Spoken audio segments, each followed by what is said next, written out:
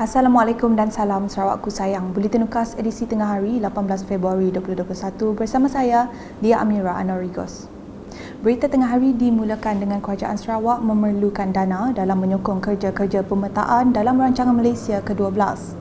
Timbalan Ketua Menteri Datuk Amar Awang Tengah Ali Hassan berkata, ini akan memudahkan pengurusan mineral dan perlombongan bagi mempertingkat keberkesanan dan penguatkuasaan aktiviti perlombongan di negeri ini. Selain itu, turut diberikan perhatian ialah pertimbangan insentif kepada pemain-pemain industri bagi pembangunan perlombongan di peringkat midstream dan downstream bagi menggalak pelaburan selain berusaha memaksimumkan kutipan hasil negeri.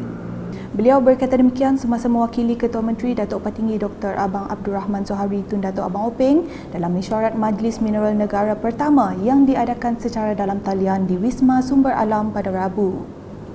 Mesyuarat tersebut dipengerusikan oleh Menteri Perdagangan Antarabangsa dan Industri Datuk Seri Mohamed Azmin Ali yang turut dihadiri oleh menteri-menteri besar dan timbalan menteri dari seluruh negeri.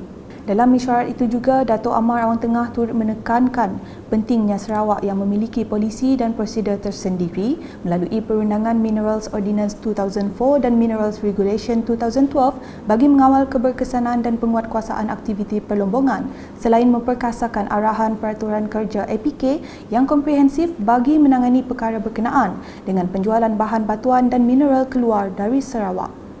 Berita seterusnya, menjelang program imunisasi COVID-19 kebangsaan yang akan diadakan penghujung Februari ini, Jawatankuasa Pengurusan Bencana Bahagian JPBB Miri telah membuat tinjauan ke beberapa lokasi di bahagian Miri pada Rabu. Menteri Bertanggungjawab JPBB Miri, Datuk Lee Kim Shin telah mengetuai rombongan tersebut dengan melawat Dewan Datuk Permaisuri Miri yang merupakan salah satu lokasi tempat pemberian vaksin di Miri. Tinjauan bertujuan melihat kesesuaian dari segi kemudahan Dewan tersebut untuk diadakan program imunisasi COVID-19 kebangsaan pada Mac nanti. Berikut pula, seramai 415 dari 600 sampel penduduk Taman Univista telah diambil melalui proses pengesanan kes secara aktif ACD dari rumah ke rumah pada Rabu. Pegawai Kesihatan Bahagian Semarahan Dr. Noh Hazmi Hassan berkata, proses ACD tersebut telah dikendalikan oleh seramai 53 petugas dari Kementerian Kesihatan Malaysia KKM serta dibantu anggota Polis Diraja Malaysia PDRM, Angkatan Pertahanan Awam Malaysia IPM dan Jabatan Sukarelawan Malaysia RELA. Jelas beliau, terdapat dua jenis pemeriksaan yang dilakukan bagi tujuan pengambilan sampel penduduk iaitu Rapid Test RT dan Polymerase Chain Reaction PCR. Saranan kita daripada KKM minta semua penduduk kampung, penduduk taman memberi kerjasama, datanglah membuat saringan swab test di pusat sampling kita, dan sekiranya bergejala kontak rapat itu yang lagi diutamakanlah untuk datang ke membuat saringan. Bercakap ketika ditemui kru Unit Komunikasi Awam Sarawak UKAS, Dr. Noh Hazmi menambah para penghuni di taman berkenaan telah memberi kerjasama yang baik kepada para petugas semasa ACD dilakukan. Tinjauan kru UKAS juga mendapati pergerakan penduduk di Taman Univista adalah terkawal dan mereka mengambil langkah berjaga-jaga susulan peningkatan kes positif di situ sejak awal minggu ini. Sementara itu, Korporal Enel Jerim memberitahu kadar pematuhan prosedur operasi standard SOP Perintah Kawalan Pergerakan diperketatkan PKPD di kawasan berkenaan adalah memuaskan.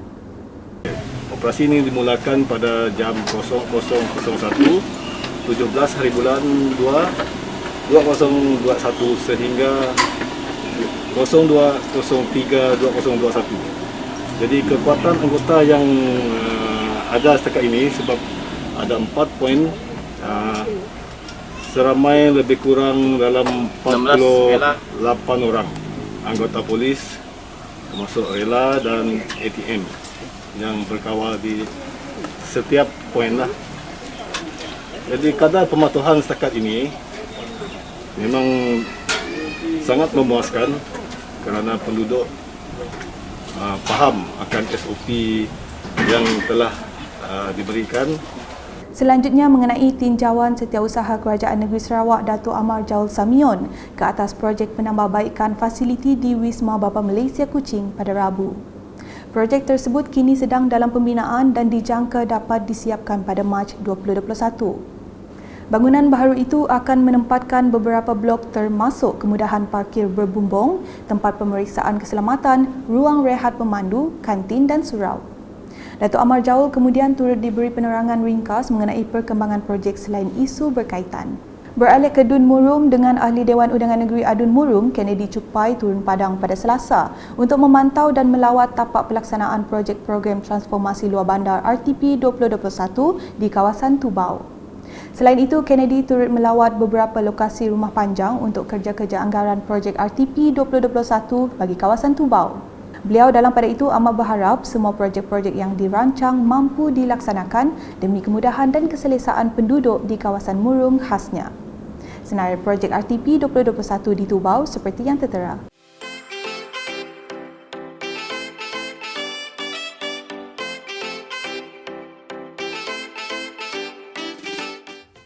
Manakala di Julau, kerajaan negeri telah meluluskan peruntukan RM150,000 bagi membina tembok penahan di kawasan tanah runtuh yang menjejaskan rumah sayu bandang Nanga Aboy, Jalan Entabai.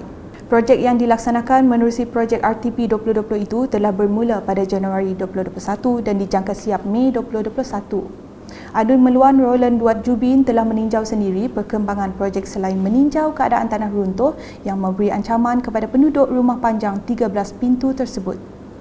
Sementara itu, Tuai Rumah Sayu merakamkan penghargaan dan terima kasih kepada Kerajaan Gabungan Parti Sarawak GPS, khususnya Roland Duat di atas keprihatinan dengan melaksanakan projek tersebut.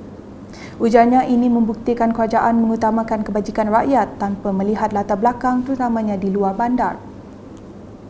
Sekian edisi Tengah Hari bersama saya Lia Amira dan kru penerbitan. Berita lebih lanjut boleh didapati di semua platform media sosial UKAS termasuk portal ukas.sarawak.gov.my dan pastikan anda subscribe UKAS Channel di YouTube. Salam UKAS.